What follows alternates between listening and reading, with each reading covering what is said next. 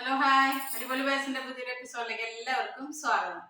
അപ്പൊ ഇന്ന് നമ്മള് വെണ്ടയ്ക്ക വെച്ചിട്ട് ഒരു സൈഡ് ഡിഷാണ് ചെയ്യാൻ പോകുന്നത്.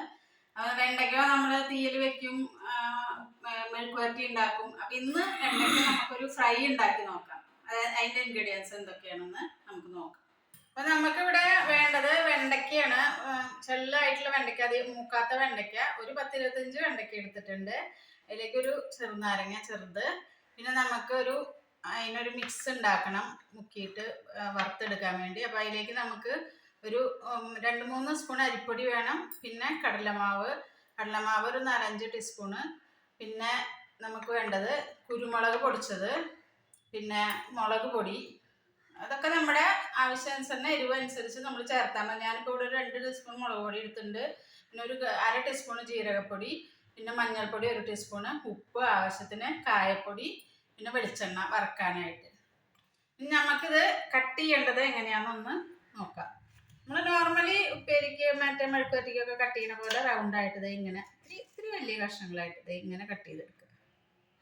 ഈ സൈസിൽ കട്ട് ചെയ്തെടുക്കുക. നമ്മളിത് കടലമാവിൻ്റെ ഒരു മിക്സ് ഉണ്ടാക്കണം ഇത് വറക്കാൻ വേണ്ടി. അപ്പം അതിലേക്ക് കടലമാവ് ഇട്ട് കൊടുക്കുകയാണ്.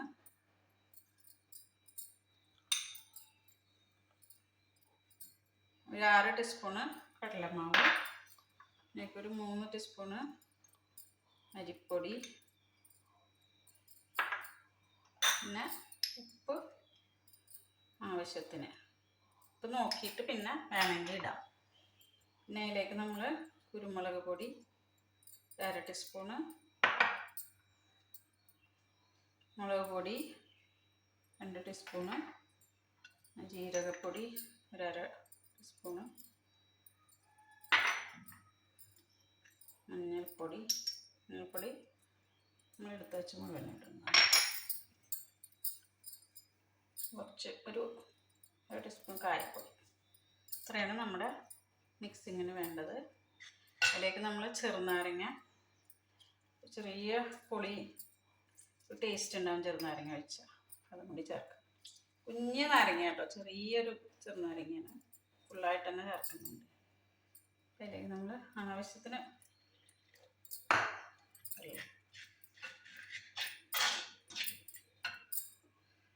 ഇപ്പം നമ്മൾ പൊക്കുവടയ്ക്കൊക്കെ മാവ് ഉണ്ടാക്കില്ലേ, ആ ഒരു കൂട്ട് തന്നെയാണ്. അതിൽ കുറച്ച് എക്സ്ട്രാ ഞാൻ ജീരകപ്പൊടിയാണ് ചേർത്തേക്കണേ.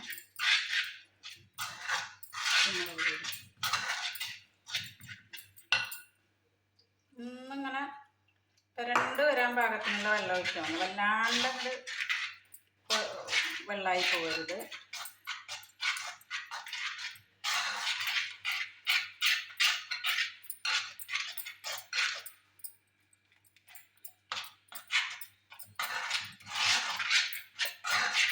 നന്നായിട്ട് മിക്സ് ചെയ്യുക.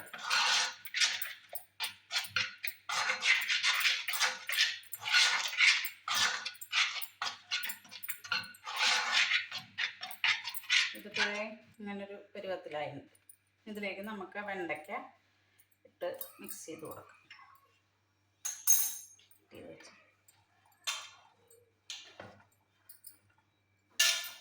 പിന്നെ നന്നായിട്ട് മിക്സ് ചെയ്ത് കൊടുക്കണം. ഫുള്ളായിട്ട് മാവ് എന്നാൽ ഫുള്ളായിട്ട് കോട്ടിങ് വരണം.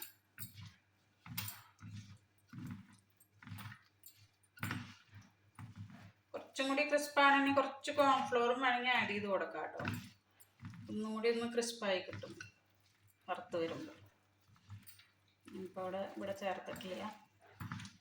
അപ്പോൾ എണ്ണ നന്നായിട്ട് ചൂടായിട്ടുണ്ട്. ഞാൻ തീ കുറച്ചിട്ടുണ്ട്. ഇനി ഓരോന്നായിട്ട് ഇട്ട് കൊടുക്കാം.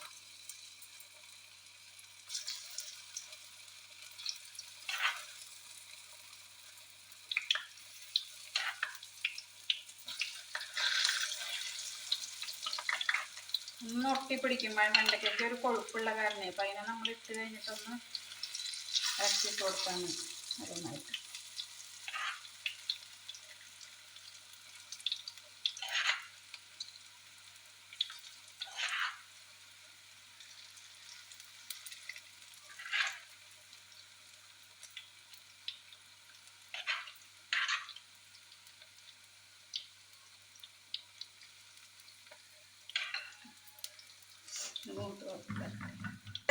ക്രിസ്പി ആയിട്ട് വന്നിട്ടുണ്ട് കേട്ടോ. കോട്ടിങ് വലിയ കുഴപ്പമില്ല, പക്ഷെ ഒന്നും കൂടി നന്നായി കോട്ടിങ് പറഞ്ഞാൽ കുറച്ചും കൂടി കോൺഫ്ലോർ വേണമെങ്കിൽ നമുക്ക് ആഡ് ചെയ്ത് കൊടുക്കാം. ഞാനിതിൽ കോൺഫ്ലോർ ആദ്യം ആഡ് ചെയ്തിരുന്നില്ല, പിന്നെ ഒരു ലേശം ആഡ് ചെയ്തപ്പോൾ കറക്റ്റ് കോട്ടിങ് വന്നിട്ടുണ്ട്. അപ്പോൾ ഒന്നും കൂടി കോട്ടിങ് പറഞ്ഞെങ്കിൽ കുറച്ചും കൂടി ചേർക്കാൻ വേണമെങ്കിൽ നല്ല ക്രിസ്പി ആയിട്ട് വന്നിട്ടുണ്ട്. ഇതുപോലെ ഡിഫറെൻ്റ് ആയിട്ടുള്ള വെണ്ടയ്ക്ക ഫ്രൈ ഒക്കെ എല്ലാവരും ട്രൈ ചെയ്ത് നോക്കുക. അപ്പോൾ എൻ്റെ ചാനൽ കണ്ട് എൻ്റെ കുക്കിംഗ് ഇഷ്ടപ്പെടുകയാണെങ്കിൽ എൻ്റെ ചാനൽ സബ്സ്ക്രൈബ് ചെയ്യുക, കമൻസ് അറിയിക്കുക, ഷെയർ ചെയ്യുക, ബെല്ലൈക്കണും കൂടി ഒന്ന് അമർത്തണം. അപ്പോൾ ഞാനിടുന്ന വീഡിയോയുടെ നോട്ടിഫിക്കേഷൻസ് നിങ്ങൾക്ക് കിട്ടിക്കൊണ്ടിരിക്കും. അപ്പോൾ വീണ്ടും ഒരു വീഡിയോയുമായി വരുന്നവരേക്കും ഓക്കെ ബൈ.